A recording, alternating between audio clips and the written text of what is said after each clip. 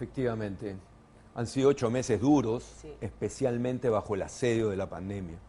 Y en ese sentido creo que el haberse enfocado de manera principalísima en el tema de la vacunación ha sido sin lugar a dudas, y Francisco Sagasti lo sabe, una necesidad, una demanda absolutamente inexorable que creo que ha sido cumplida o satisfecha en gran medida, porque hoy por hoy estamos viendo que a pesar de todo hay avances en el programa de vacunación.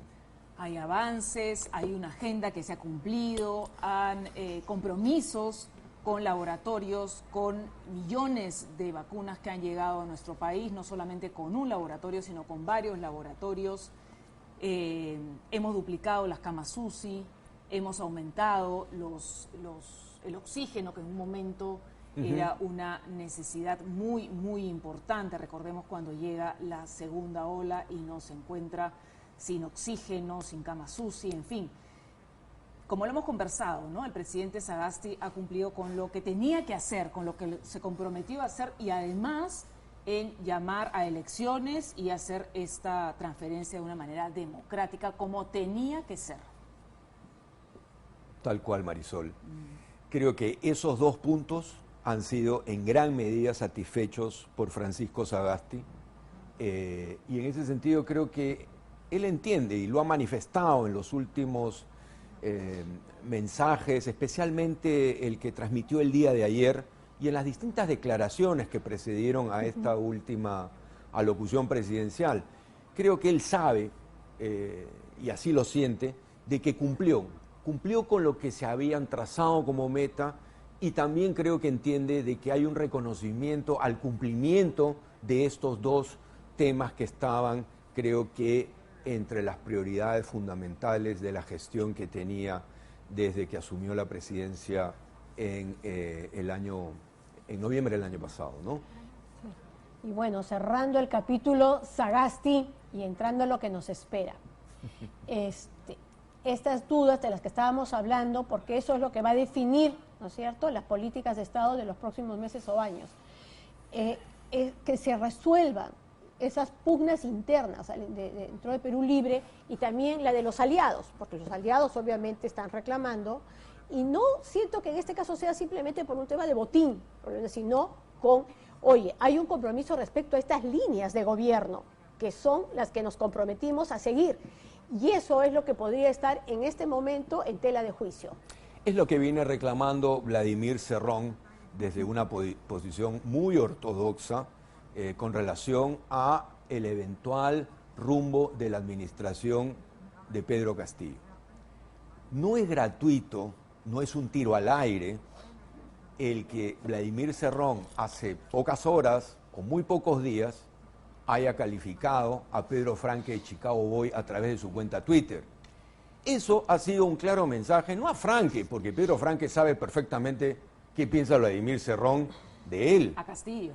Se conocen de años en los predios de la izquierda, y sus diferencias son, digamos, abiertas, públicas, y sus pugnas y sus enfrentamientos también.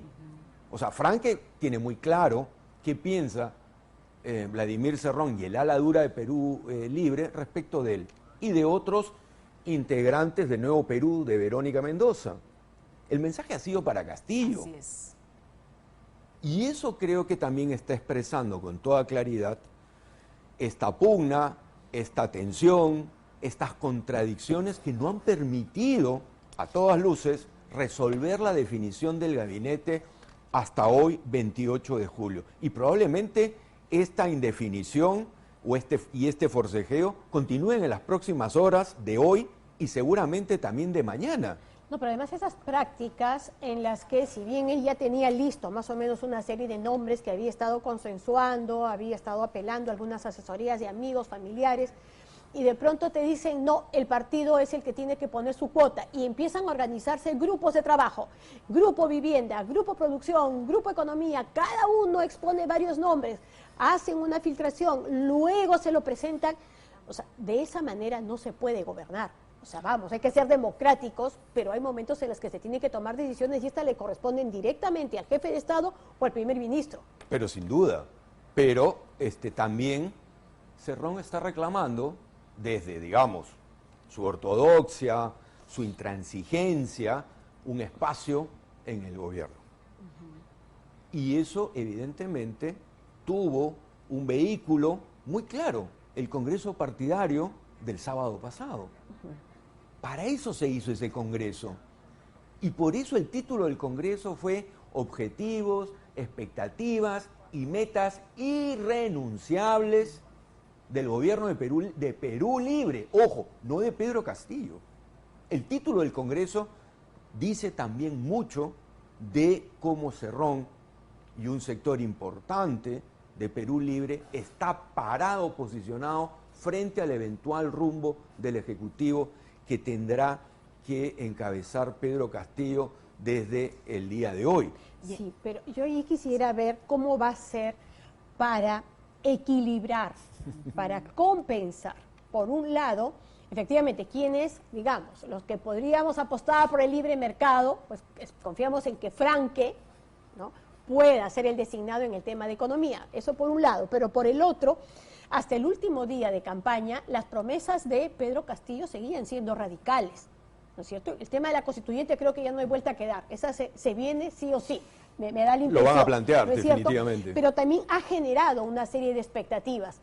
¿Qué va a pasar con todas las expectativas que ha generado, no en Lima, probablemente, pero sí al interior del país? ¿Cómo va a responder ante todas esas personas que, dicho sea de paso, tienen un referente, que es Humala, y es la traición de Humala? Y ¿Cómo porque ya concilias hemos eso? visto simpatizantes ayer o antes de ayer Sí. también reclamándole, ¿no? Reclamándole esa promesa precisamente a Pedro Castillo. Así es. Sin duda va a haber un sector de la población que va a estar reclamándole y exigiéndole el cumplimiento de esta agenda maximalista a Pedro Castillo cuando comience a cumplir con las tareas de gobierno. Sin duda, muy probablemente sea ese 15% más menos que votó por él en la primera vuelta. Pero ojo, también hay un país enorme, ¿no?, 75, 80%, que no votó por él en la primera vuelta y que como hoy día dejan ver las encuestas de opinión, los últimos sondeos que hemos visto, Datum, IEP e Ipsos, claramente identifican que hay un sentimiento mayoritario respecto de cuáles son las urgencias o prioridades en las que debe enfocarse la administración de Pedro Castillo. Y son claras, ¿no? Y son clarísimas. Son tres. Salud, Exacto. lucha contra la pandemia, reactivación económica, recuperación del empleo y los ingresos, educación, Así es. ¿no? Vivienda, lucha contra la corrupción. El tema constituyente viene muy todo, relegado sí. en estos momentos Sí, así es. en esos No sondeos es de opinión prioridad, pública. no es prioridad para esos sondeos que le han hecho a los peruanos el tema de la constituyente. Por el en este